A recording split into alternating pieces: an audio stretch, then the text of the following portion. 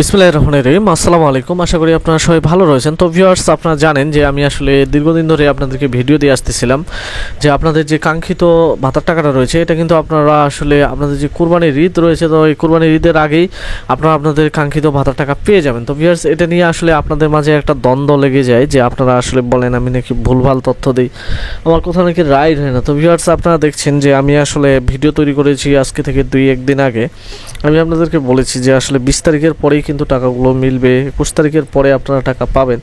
তো সে হারে ভিউয়ার্স, আমি কিন্তু আপনাদেরকে এটাও বলেছিলাম যে আপনারা জানেন যে এবারে কিন্তু যেই টাকাটা দেওয়া হচ্ছে এটা চতুর্থ কিস্তির টাকা, আর এই টাকাতে এমন নিখুঁতভাবে টাকাগুলো দেওয়া হচ্ছে যে যেন আপনার বিগত 1 বছরে যতগুলো বকেয়া কিস্তি রয়েছে এবং যাদেরকে অর্থাৎ বর্ধিত করা এবং প্রতিস্থাপন পদ্ধতিতে অ্যাড করা হয়েছে ভাতার টাকার জন্য, তো তারা কত টাকা পাবে অর্থাৎ এমন নিখুঁতভাবে টাকাটা দেওয়া হচ্ছে যেন বাউন্স ব্যাক যেন না হয়। তো ভিউয়ার্স, আমি যতটুকু খবর পেয়েছি যে আসলে প্রতিবন্ধী ভাতার টাকাটা দেওয়া সবার আগে শুরু হয়েছে।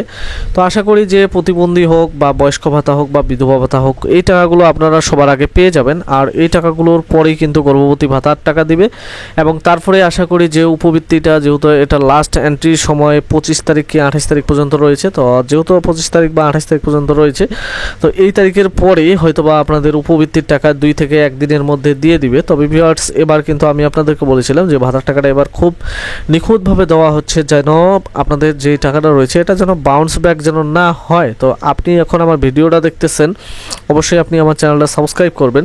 হয়তোবা এই ভিডিওটা দেখতে দেখতে আপনার অ্যাকাউন্টে টাকা চলে এসেছে, এর জন্য আপনাকে কি কাজ করতে হবে, আপনার যে ভাতার যে অ্যাকাউন্টটা রয়েছে সেটাকে আপনার চেক করতে হবে। যদি আপনি অ্যাকাউন্টটা চেক করেন তাহলে দেখবেন যে হয়তো আপনার অ্যাকাউন্টে টাকা চলে গেছে।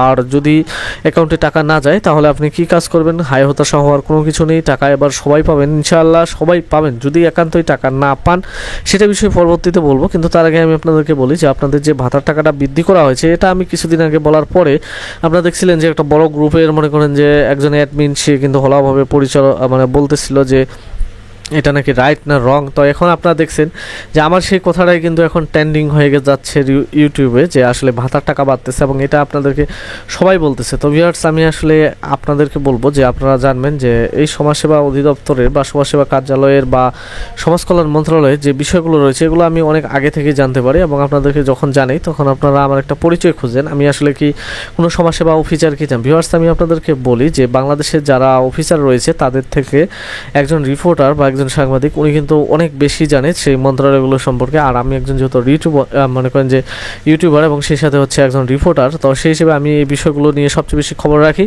তো তারই পরিপ্রেক্ষিতে আপনাদেরকে বললাম যে আসলে গর্ভবতী ভাতা এবং উপবৃত্তির টাকা পেতে একটু লেট হবে, তবে এই টাকাটা আপনারা সবাই ঈদের আগে পেয়ে যাবেন। আর এগুলো নিয়ে কোনো হতাশা করবেন না, টাকা সবার অ্যাকাউন্টে চলে যাবে। এই সময় শুধু আপনারা একটা বিষয় খেয়াল রাখবেন, সেটা হচ্ছে যে পিনকোড বা ওটিপি কোড এগুলো কারোর সাথে শেয়ার করবেন না। আশা করি যে আজকালকের মধ্যে অর্ধেক ভাতাভোগী সবাই টাকা পেয়ে যাবেন। ধন্যবাদ।